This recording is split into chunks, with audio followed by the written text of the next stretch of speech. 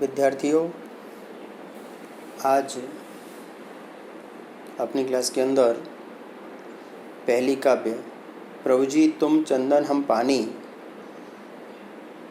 का भावार्थ समझाएंगे। सबसे पहले कवि परिचय।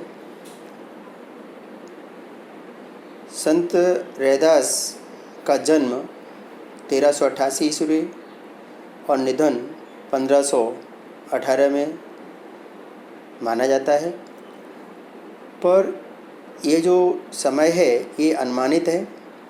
इनके जन्म और मृत्यु के बारे में कोई सही सूचना प्राप्त नहीं हुई है। संत रैदास को कबीर के समकालीन माना जाता था और दोनों के एक ही गुरु थे, ऐसा माना जाता है। कबीरदास जी की तरह संत रैदास ने भी सूफी भाव से प्रभु जी की प्रार्थना की है। उन्होंने माना है कि प्रभु का निवास हर एक जगह है। उन्होंने इसी को अपने पदों में समझाने की कोशिश की है। उनकी जो भक्ति है उन्होंने बहुत सारे उदाहरणों के द्वारा समझाई है। चंदन और पानी के द्वारा, बादल और मोर के द्वारा, दीपक और बाती के द्वारा, मोती और धागे के द्वारा, सोना और सुहागे के द्वारा, स्वामी और गुलाम के द्वारा।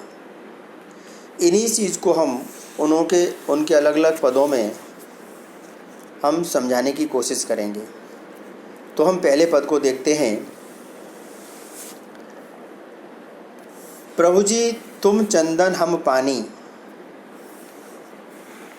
प्रभु जी तुम चंदन हम पानी, जाकी अंग अंग बास समानी। प्रभु जी तुम चंदन के समान हो और हम पानी के समान हैं, जिसकी खुशबू, जिसकी सुगंध, जाकी यानी जिसकी, अंग अंग यानी शरीर के अंग, बास यानी सुगंध, जो हर एक जगह समाई हुई है।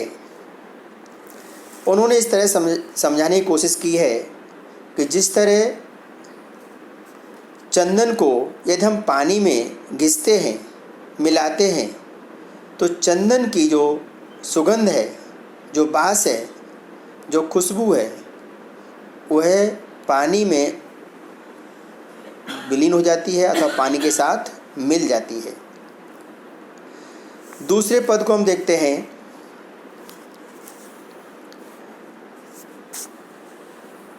दूसरे पद में प्रभु जी तुम घन हम बन मोरा, जैसे चितवत चंद चकोरा। प्रभु जी वो कहते हैं, प्रभु जी मेरे लिए आप बादल के समान हैं और आपको मैं घूमता हुआ जंगल में मोर के समान हूँ। जिस तरह से काले बादल देखकर, घन यानी काले बादल देखकर मोर नाचने लगता है, उसी तरह से आपको देखकर मेरा मन मुग्ध हो जाता है। दूसरा एग्जाम्पल उन्होंने इसी में दिया है, जैसे चितवत चंद चकोरा, जैसे चातक पक्षी चंद्रमा को देखकर सदा उसकी भक्ति करता रहता है, उसी तरह से मेरा मन आपकी भक्ति में विलीन रहता है। तो दो पद आपके पूरे हुए। तीसरे पद में हम देखते हैं, प्रभु जी तुम दीपक हम बाती, प्रभु जी तुम दीपक हम बाती, जाकी ज्योत जरे दिन राती। वो कहते हैं, संत जी कहते हैं, प्रभु जी मेरी भक्ति दीपक में जलने वाली बाती की तरह है। जिस तरह दीपक, बाती अपने आप को जलकर दीपक के साथ बना रहता है, सुख का अनुभव करता है, उसी तरह से मैं अपना अस्तित्व खोकर केवल आपकी भक्ति का अभिलाषी हूँ, इच्छुक हूँ और आपकी भक्ति ही करना चाहता हूँ। अब हम देखते हैं अगले पद में, जहाँ रैदास जी कहते हैं प्रभु जी तुम मोती हम धागा, जैसे मोते मिलत सुहागा, जैसे सोने मिलत सुहागा। संत रैदास जी कहते हैं, प्रभु जी आपके लिए मैं एक चमचमाते मोती के भांति हूँ, और मैं अपने आप को एक धागा मानता हूँ जिसमें डालकर हार बनाया जाता है, माला बनाई जाती है, उसी तरह हूँ। आगे उन्होंने कहा है, मैं भगवान से निष्ठापूर्वक जुड़े रहना चाहता हूँ, इसलिए उन्होंने दूसरा मेल बताया है सुहागे का। जिस तरह से सोने में सुहागा डालने से वह उसकी शुद्धता बढ़ जाती है। प्रभु जी तुम स्वामी मैं दासा, प्रभु जी तुम स्वामी मैं दासा, हम दासा ऐसी भक्ति करे रैदासा। उन्होंने कहा है, हे रैदासी कहते हैं, हे स्वामी मैं आप हमारे मालिक हैं और मैं आपके लिए समर्पित हूँ, सेवक हूँ, और मैं आपकी भक्ति हमेशा इसी प्रकार करना चाहता हूँ।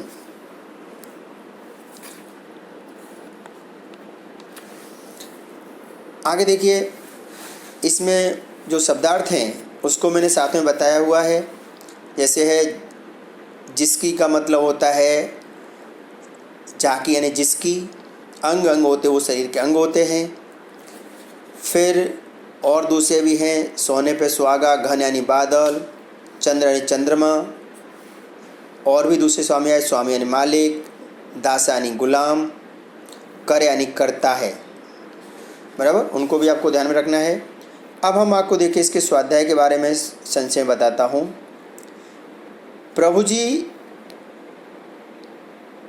चंदन है तो भक्त क्या है? प्रभु चंदन है तो भक्त क्या है? तो सीधा ही भावार्थ में आ गया है, प्रभु जी चंदन है तो भक्त पानी है।